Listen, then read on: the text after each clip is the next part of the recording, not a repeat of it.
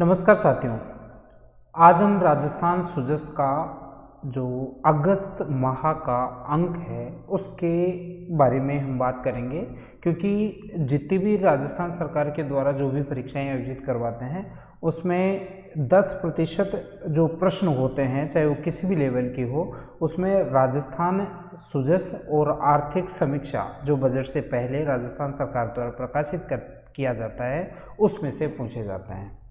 तो ये जो वीडियो है वो राजस्थान सुजस का अंक अगस्त 2022 वाला है। RAS pre second grade teacher college व्याख्याता जो भी आने वाली है भर्ती लगभग 2000 पोस्टों के लिए, और थर्ड ग्रेड टीचर समान रूप से ये महत्वपूर्ण है। इसमें लगभग 50 फैक्ट बने हैं और आपको पता है कि हाँ, जो टेस्ट सीरीज के रूप में हम इसको उपलब्ध करवाते हैं। तो शुरू करते हैं आज का पहला प्रश्न। राज्य सरकार के प्रमुख कार्यक्रमों में मिशन तहसील 392, मेन जो उद्देश्य था प्रश्न का यही है, मिशन 392, मिशन तहसील 392 क्या है। तो मिशन तहसील 392 है वो आपके विशेष योग्यजन व्यक्ति जो होते हैं, जिन्हें स्पेशल नीड होती है, उनके लिए कार्यक्रम शुरू किया गया है। और बीकानेर संभाग का एक तहसील है, नोखा तहसील। देखिए यहाँ पे सारा जो हम तहसील ऑर्गेनाइज करवाते हैं उसकी यही विशेषता है कि ऊपर जो मुख्य प्रश्न और साथ में जो उससे सहायक फैक्ट है वो आपको नीचे मिल जाएंगे। तो मिशन तहसील 392 का संबंध आपको बताना है कि विशेष योग्यजन हेतु ये एक विशेष कार्यक्रम है। और शुरुआत कहाँ से हुई है? शुरुआत साथियों इसकी हुई है बीकानेर की नोखा तहसील से। अब इसकी तारीख जो है, किस तिथि को ये शुरू हुई है वो भी आपको याद रखना है। 27 सितंबर 2022 को ये शुरू किया गया है। हालांकि मुख्यमंत्री अशोक गहलोत जी का विशेष जो है प्रेरणा थी इसमें, लेकिन जो विशेष योग्यजन आयुक्त हैं उमा शंकर जी शर्मा, इसके द्वारा इसकी शुरुआत की गई है। और प्रदेश के 7 संभागों में जो 392 तहसील हैं उनमें मिशन तहसील 392 कार्यक्रम के द्वारा जो विशेष योग्यजन भाई बहन हैं उनकी समस्याओं के समाधान और सरकार द्वारा जो भी फ्लैगशिप योजनाएं उनको लाभान्वित करने के लिए चलाई जा रही हैं उनको ध्यान में रख के इस कार्यक्रम की शुरुआत की गई है। तो पहला प्रश्न बहुत महत्वपूर्ण है, मिशन तहसील 392। दूसरे प्रश्न की तरफ चलते हैं। बांसवाड़ा जिले में जनजातीय क्षेत्रीय विकास विभाग द्वारा छात्रावासों को आवंटित भूमि को राजस्व रिकॉर्ड में अमलदराजी हेतु, देखिए मैंने यहीं पे बता दिया, प्रश्न पूछेगा इस तरीके से कि what is operation Vidya Bhoomi. Operation Vidya Bhoomi क्या है, इस प्रकार के प्रश्न जो है वो पूछे जाएंगे। उस समय आपको ये बताना है ऑपरेशन विद्या भूमि का मतलब यही है कि जो बांसवाड़ा जिले में जनजातीय क्षेत्रीय विकास विभाग द्वारा छात्रावास ऑर्गेनाइज बनाए गए हैं राज्य सरकार के द्वारा, उनको जमीन आवंटित की गई है और उस आवंटित जमीन को राजस्व रिकॉर्ड में इंदराज करवाने हेतु जो ऑपरेशन चलाया गया, जो अभियान चलाया गया है, उसको ऑपरेशन विद्या भूमि कहते हैं। और ऑपरेशन विद्या भूमि आपके जो महात्मा गांधी जी की जयंती थी 2 अक्टूबर को, 2 अक्टूबर को ये शुरू हुआ था और जवाहरलाल नेहरू का जो जन्मदिन आता है 14 नवंबर को, उस समय तक ये कार्यक्रम चला था। तो 2 अक्टूबर से 14 नवंबर तक ये कार्यक्रम चला था, ये आपको ध्यान रखना है। ऑपरेशन विद्या भूमि के बारे में सिर्फ ये पूछ सकता है कि इसका संबंध किससे है या उसकी तिथि क्या है। तो आगे तीसरे प्रश्न की तरफ चलते हैं। राजस्थान के संदर्भ में निम्न में से कौन सा विकल्प सही नहीं है? देखिए, राजस्थान के संदर्भ में निम्न में से कौन सा विकल्प सही नहीं है? राज्य सरकार वर्तमान में राज्य के 13 खेल छात्रावासों का संचालन कर रही है, ये बिल्कुल सही कथन है। प्रश्नों में ये जो राजस्थान सुजस के फैक्ट जो मैं आपके सामने एक्सप्लेन कर रहा हूँ साथियों, तो उसमें ये ध्यान रखो कि ये प्रश्न फॉर्म में देने का मतलब यही है कि यहाँ पर प्रत्येक विकल्प से आपको एक प्रश्न और एक उसका आंसर आपको मिलेगा। तो पहला विकल्प है राजस्थान सरकार वर्तमान में 13 खेल छात्रावासों का संचालन कर रही है। तो संख्या पूछी जा सकती है। यदि आप पीटीआई के एग्जाम दे रहे हैं तो निश्चित रूप से इस प्रकार के प्रश्न आपको प्रश्न पत्र में देखने को मिलेंगे। दूसरा जो है फैक्ट है वो प्रतापगढ़ और बांसवाड़ा जिला मुख्यालयों पर हाल ही में इंडोर खेल स्टेडियम शुरू किए गए हैं। ये भी आपको ध्यान रखना है। प्रतापगढ़ और बांसवाड़ा में अभी जो मुख्यमंत्री अशोक गहलोत जी की जो मीटिंग हुई थी वैनेश्वर में, उसमें ये घोषणा की गई थी कि प्रतापगढ़ और बांसवाड़ा जिला मुख्यालय पे इंडोर खेल स्टेडियम शुरू किए जाएंगे और वो हो चुके हैं। इसके अलावा राज्य में जनजाति वर्ग के प्रतिभावान खिलाड़ी के अंतर्राष्ट्रीय स्तर पर प्रथम स्थान प्राप्त करने पर 5 लाख रुपए नगद पुरस्कार देने का प्रावधान किया गया है। तो ये भी आपका सही है। राज्य में जनजाति वर्ग के प्रतिभावान खिलाड़ी के राष्ट्रीय स्तर पर प्रथम पुरस्कार प्राप्त करने पर 3 लाख रुपए। तो ये यहाँ पे आपका ये विकल्प है जो वो गलत हो जाएगा, क्योंकि यहाँ पर 3 लाख रुपए नहीं होता है। यदि देखिए, एक तो है राष्ट्रीय स्तर, एक अंतर्राष्ट्रीय स्तर पर है। इसको थोड़ा मैं हल्का कर लेता हूँ। देखिए, एक तो अंतर्राष्ट्रीय स्तर पर है और एक राष्ट्रीय स्तर पर है। 3 प्रकार के पुरस्कार हैं यहाँ पे, गोल्ड है, सिल्वर है और ब्रॉन्ज है।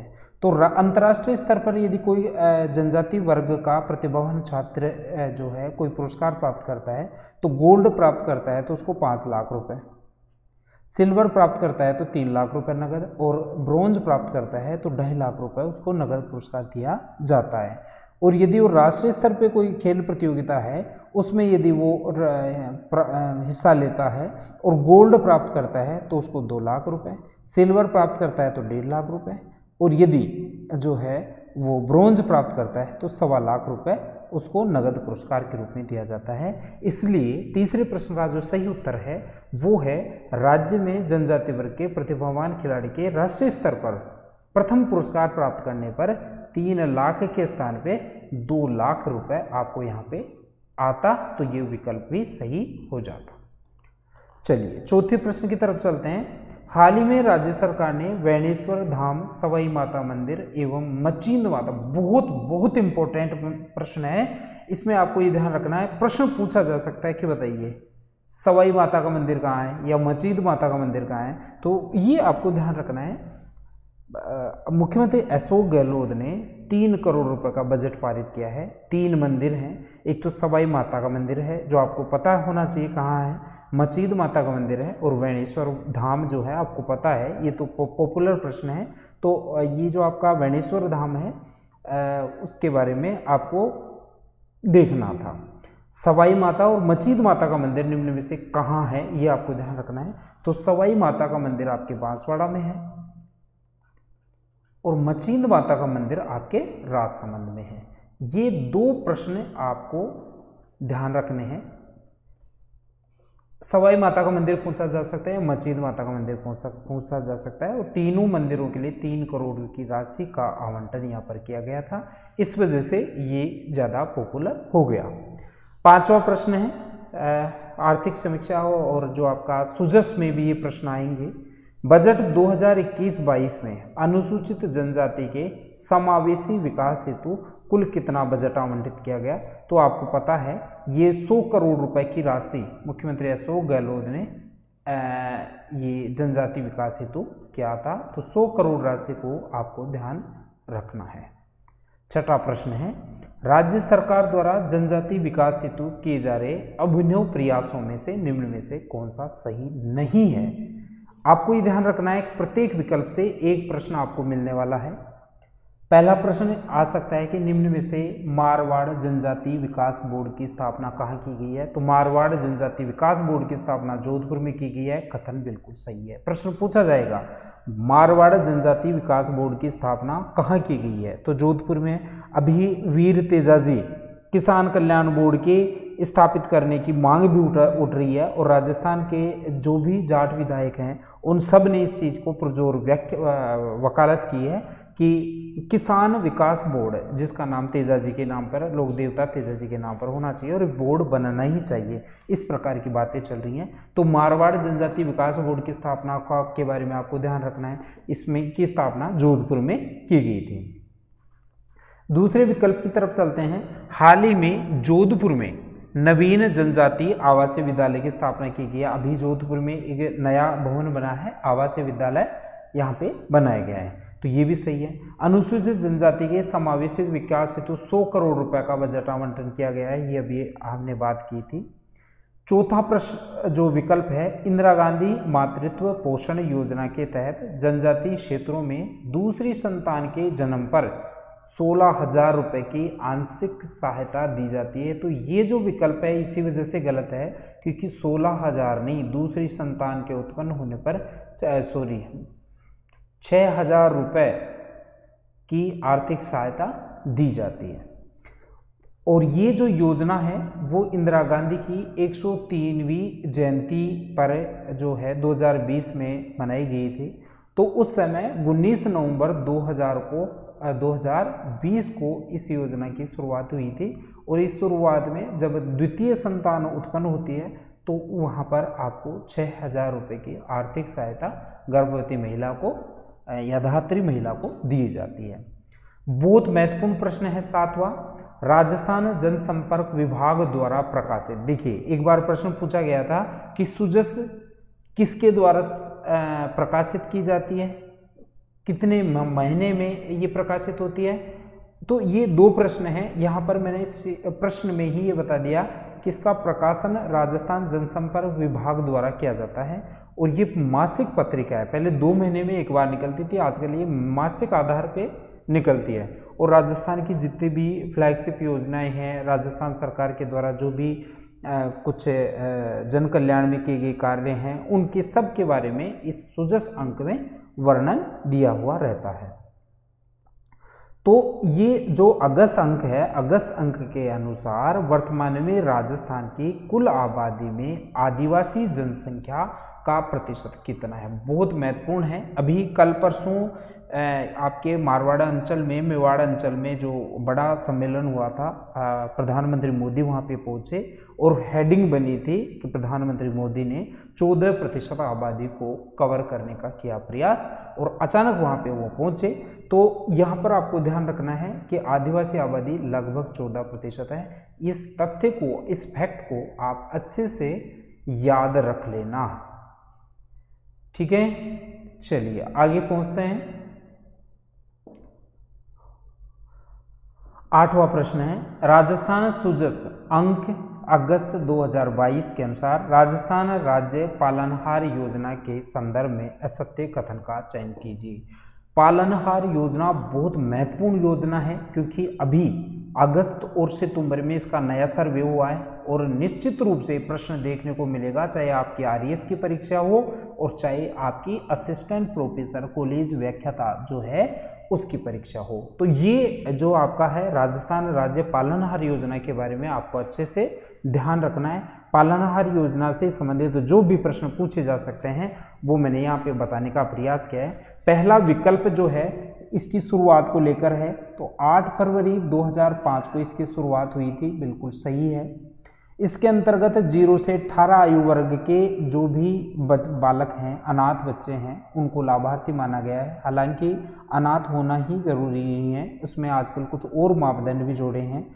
तीसरा विकल्प है, योजना के अंतर्गत 0 से 6 आयु वर्ग के तक के अनाथ बच्चों को 500 रुपये। देखिए 500 रुपये पहले दिया जाता था साथियों, आजकल इसको 500 से बढ़ाकर 1500 कर दिया गया है, ठीक है। पहले इसको 500 रुपये दिए जाते थे, लेकिन इस 500 के स्थान पे आजकल 1500 रुपये दिए जाते हैं। तो ये विकल्प आपका गलत है, ये विकल्प आपका गलत हो गया। लेकिन जो अगले को देखते हैं, योजना के अंतर्गत 0 से 6 आयु वर्ग के अनाथ बच्चों को 25 रुपये प्रति माह दिए जाते हैं। देखिए यहाँ पे 0 से 6 नहीं, यहाँ पे 6 से लेकर 18 आपको देखना है। 6 से 18 वर्ष तक के अनाथ बच्चों को 25 रुपये प्रति माह दिए जाते हैं। तो ये विकल्प तो आपका सही है। तो यहाँ पर देखना है कि ये आपका सी तो आंसर तो 3 नंबर का हो गया, लेकिन इसमें क्या क्या याद रखना है, ये सामाजिक और आर्थिक सुरक्षा प्रदान करता है जो अनाथ बच्चे हैं उनको। और ये जो आपका कोरोना काल में ये योजना है बहुत कारगर रही है। 8 फरवरी 2005 को इसकी शुरुआत हुई थी और बजट 2022-23 में एक सुधार किया गया है कि जो भी अनाथ बालक बालिकाएं हैं या इसकी जो पात्रता रखते हैं उनको यदि उनकी आयु वर्ग 0 से 6 है तो उनको जो 500 रुपये दिए जाते थे उनके स्थान पर उनको बढ़ाकर 1500 रुपये, और 6 से 18 आयु वर्ग के जो अनाथ बच्चे हैं उनको 1000 रुपये से बढ़ाकर 2500 रुपये की सहयोग राशि प्रतिमाह जो पालनहार बनेगा उसको दी जाएगी।